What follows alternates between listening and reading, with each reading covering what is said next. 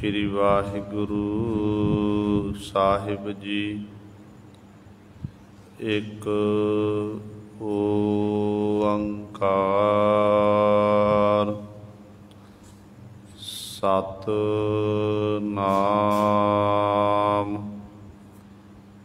करता पुरख निर्भव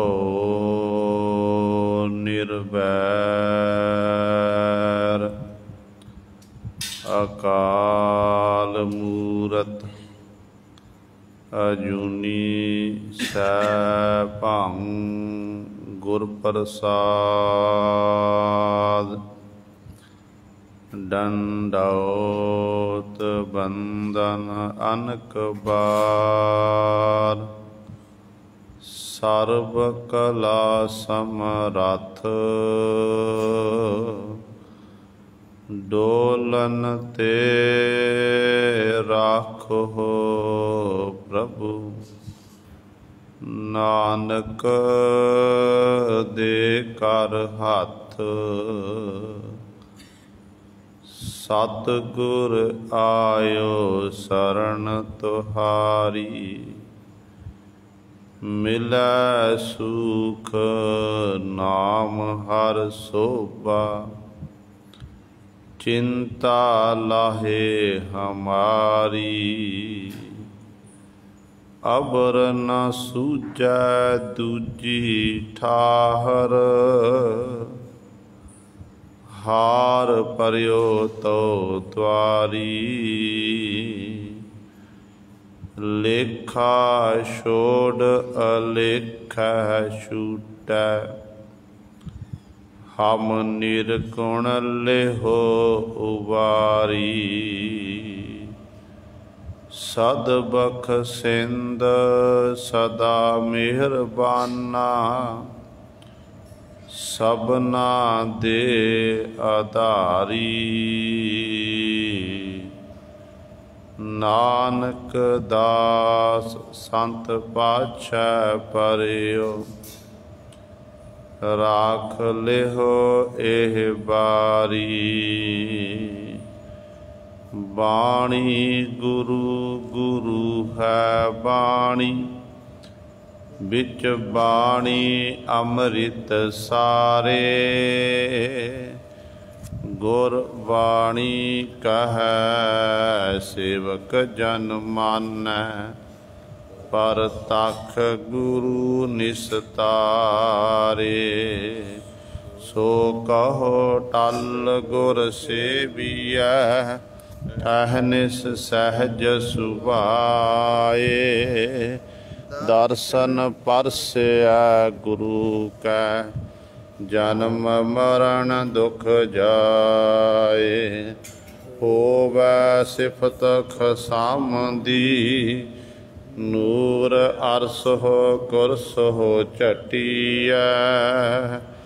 तुद डिठे सचे पातशाह मल जन्म जन्म दी कटिया।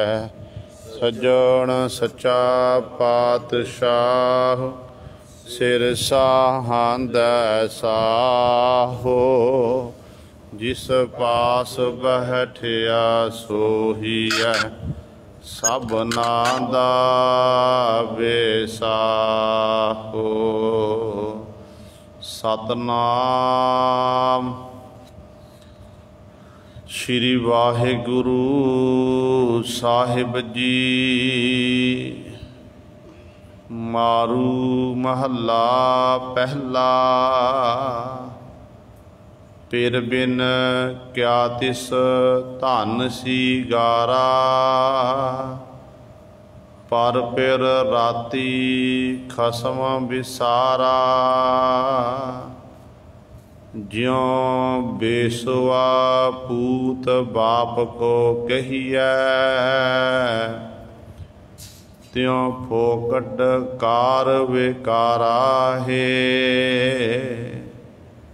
पिर बिन क्या तिस धन सीगारा। पर पिर राती खसम पिसारा। ज्यों बेसुआ पूत बाप को कहिए, त्यों फोकट कार विकारा है। प्रेत पिंजर मह दूक कनेरे, नरक पचह अज्ञान अंधेरे। धर्म राय की बाकी लीजै, जिन हर का नाम विसारा है।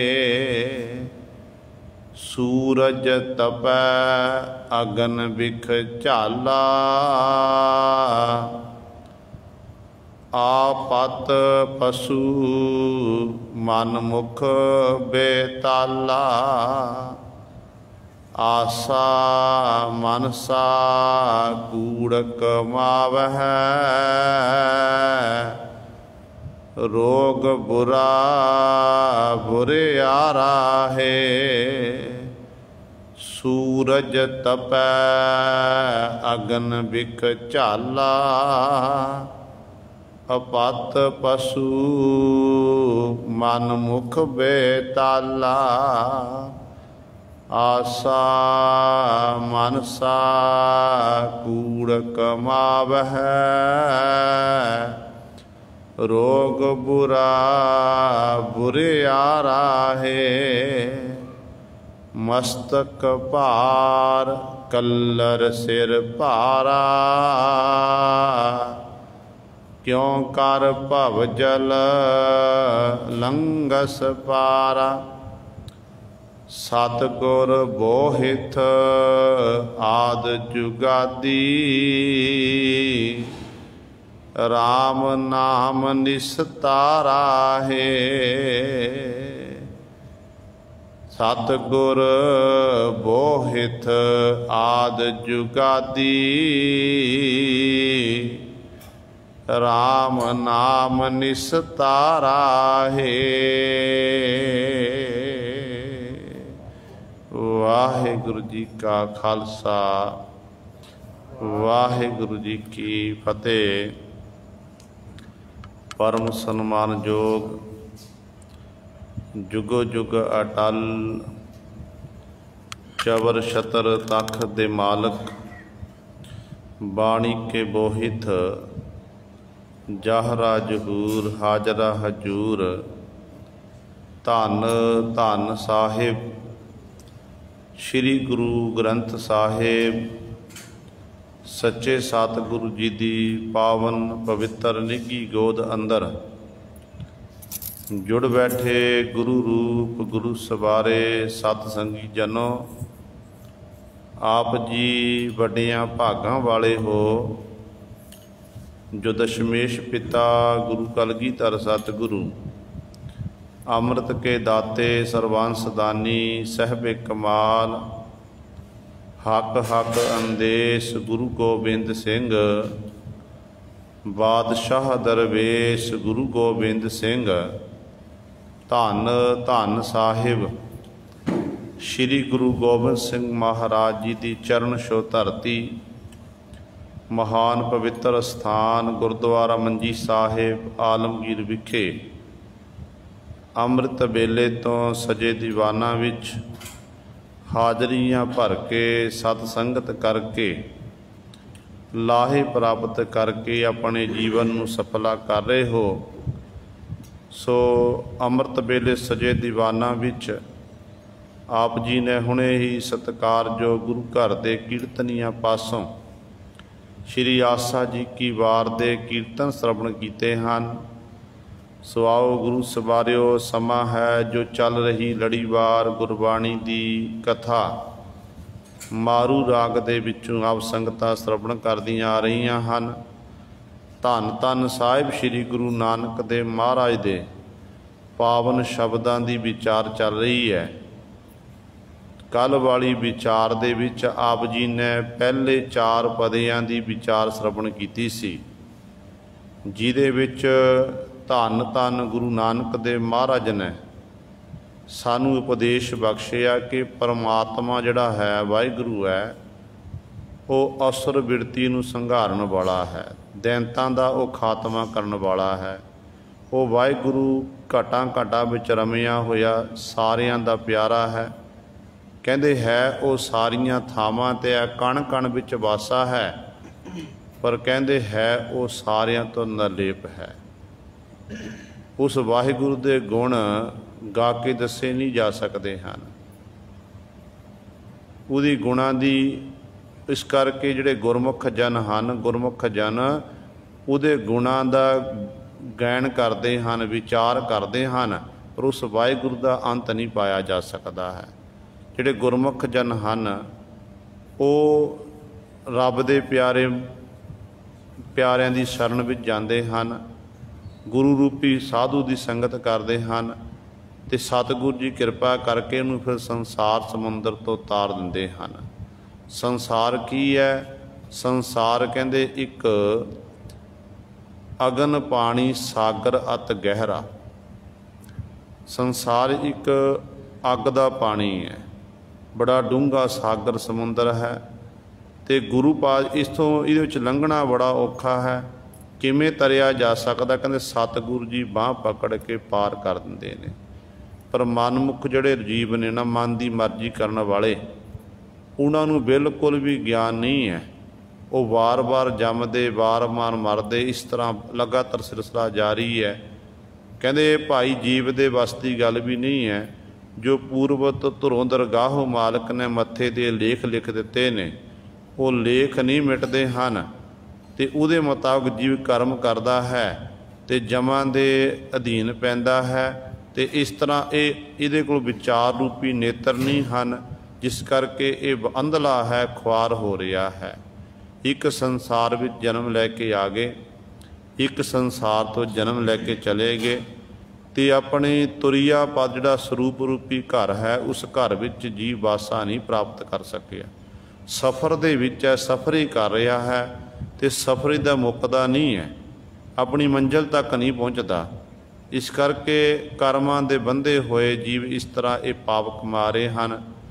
अंधले मनुख नूं किसी प्रकार की सोझी नहीं है, ज्ञान नहीं है। उहदे अंदर लोभ है, पराए दा बुरा करना, हंकार इत्यादि करना, गुणां दा मान, धन संपदा दा मान करना, इहदे विच ही वो जिहड़ा मनमुख जीव है वो खज्जल खुआर हो रहे च डुੱਬਿਆ फिरदा है। ये विचार गुरु सरे आप जी ने कल वाले दीवाना श्रवण की सी। हुण सतगुरु पंजवें पदे द्वारा साडे उत्ते बख्शिश कर रहे हैं। आओ अपनियां मन बिरतियां इकागर करिए, ध्यान गुरु चरनां नाल जोड़ीए, ते गुरु महाराज जी दे पावन उपदेश नूं हिरदियां विच वसा के अपना जीवन सफला करिए। करो सारे अपनी रसना पवित्र, आखो जी सतनाम। श्री वाहिगुरु साहिब जी। फिर बिन क्या तिस धन सीगारा, पर फिर राती खसम बिसारा। धन धन साहिब श्री गुरु नानक देव महाराज जी 1029 अंक ते बख्शिश कर रहे हैं। उस जीव इस्तरी की गल करते ने जिहड़ी जीव इस्तरी अपने पति की संगत नूं छड्ड के पर पुरुषां की संगत करती है। वो जीव इस्तरी, जिस जीव इस्तरी नूं अपने पति का प्यार ना प्राप्त होवे, ते पातशाह कहते ने फिर बिन क्या तिस धन सीगारा। गुरु ग्रंथ साहिब महाराज दे विच जिहड़ा धन शब्द है ये कई बार आया, कई बार आंदा है। एक हुंदा धन धन धन जने आया, उत्थे अर्थ बनना है उहदू वाह वाह आखना। ते एक हुंदा है धन संसारी धन, जिहड़ा इत्थे एक आया धन, इत्थे जिहड़ा एक धन का अर्थ बनना है इस्तरी। इत्थे सतगुर धन शब्द वरते आ, ते धन का अर्थ है इस्तरी। ते सतगुरु कहते ने एक इस्तरी ने 16 प्रकार के श्रृंगार कीते हैं। श्रृंगार करके अपने पति की उड़ीक कर रही है कि मेरा पति का मैनू प्यार प्राप्त हो जाए, पति की मैनू प्रसन्नता मिल जाए। पर कहते ने पति जिहड़ा पति परमेश्वर है उस जीव इस्त्री का उस पति नाल मिलाप ही नहीं होया। कहते फिर उहदे कीते हुए श्रृंगार जिहड़े ने वो काहदे लिए सारे व्यर्थ हैं। गुरु पातशाह कहते इस तरह सतगुरु जी का फरमान है। भगत कबीर जी नूं पुछो, कबीर जी कहते ने कियो श्रृंगार मिलन कै ताई, हर ना मिले जग जीवन गुसाई, हर मेरा पिर हो हर की बोहरीआ, राम बड्डो मैं तन कलोहरीआ। कहते ने उस हरि परमात्मा नूं प्राप्त करन दे लई जीव इस्त्री ने जप तप रूपी श्रृंगार कीते। श्रृंगार कर ले, जप रखना, तप करना, इत्यादक व्रत इत्यादक रख ले, पूजा इत्यादक कर ली, ये सारे कर्म कांड करके वेख ले। पर कहते ने वो जिहड़े कीते हुए कर्म सी ना, ये कर्म प्रेम तो अधूरे सी, प्रेम दे सहित नहीं सी। श्रृंगार कीता कि पति की खुशी प्राप्त करनी, पर पति की प्रसन्नता नहीं प्राप्त हुई, क्योंकि ये पखंड के सहित कर्म हो गए। जिस करके सतगुरु कहते ने फिर कहते हर ना मिले जग जीवन गुसाई, जिहड़ा जगत नूं जीवन देण वाला सारियां दा मालक है, उस हरि पति नाल मिलाप नहीं होया। भगत जी नूं पुछया कि तुसीं अपने आप नूं की समझदे हो? कहते हर मेरा पिर, हरि मेरा पति है, हों हर की बोहरी आ, मैं उहदी बोटी हाँ, उहदी घर वाली हाँ। हर मेरा पिर हों हर की बोहरी आ, राम वड्डो, मेरा रमंती राम तो बहुत बड़ा है, तो मैं तन कलोहरी हाँ, मैं छोटी जी हाँ, एक जीव आत्मा हाँ, तो उस रमंती राम नूं मैं प्राप्त नहीं कर सकी। तो इस करके इत्थे भी सतगुरु यही बचन करते हैं, कहते जीव इस्त्री ने श्रृंगार तां कर ले, कहते उस श्रृंगार का कीते हुए का की फायदा जे कहते पति परमेश्वर की प्राप्ति नहीं हुई, पति नाल मिलाप ही नहीं होया। ते सतगुरु कहते ने कारण की है, क्यों नहीं मिलाप होया? श्रृंगार भी कीते सारे, ते पर पति की प्रसन्नता क्यों नहीं मिली, क्यों नहीं प्यार प्राप्त होया? ते पातशाह अगली पंक्ति कहते पार पिर राती खसम विसारा, कि उस जीव इस्त्री ने अपने पति नूं छड्ड के पर राती, पराए जिहड़ा परायां दा पति है, पराया पुरुष है, उहदे नाल राती तदाकार हो गई, जिस करके खसम प्रभु परमात्मा नूं जीव इस्त्री ने विसारिया होया। हुण पर राती तो भाव की है? ते सतगुरु जिवें प्रतੱਖ तौर पर आपां देखते हैं, जिहड़ी जीव इस्त्री दा प्रतੱਖ तौर पर इस्त्री दा संसार विच आचरण चंगा ना होवे, जिहड़ी थावां थावां ते जाके अपने पति नूं छड्ड के होरना पुरुषां दी संगत करदी है, उहनूं संसारक निगाह विच सत्कार नहीं प्राप्त हुंदा है। दुनिया दे लोग उस इस्त्री नूं लाहणतां पाउंदे ने कि ये भैड़ी इस्त्री है, ये छुट्टड़े इस्त्री है, ये अपने पति की नहीं बनी, होरना दी की बन जाएगी। इत्यादक उहदे बाबत ये नाम वरते जाते हैं। तो गुरु पातशाह ने इत्थों तक कह दिता, कहते नानक नारी विच कुनार, कहते वो जिहड़ी इस्त्री है वो इस्त्रियां विचों कुनार खोटी इस्त्री है, माड़े कर्म करने वाली इस्त्री है, वो मालक के दर ते प्रवान नहीं है। तो इत्थे सतगुरु यही वचन कर रहे कि पर राती एक परमेश्वर नूं छड्ड के पर राती थावां थावां ते जाके अपना सीस झुकाना, हर एक दी पूजा करी जानी,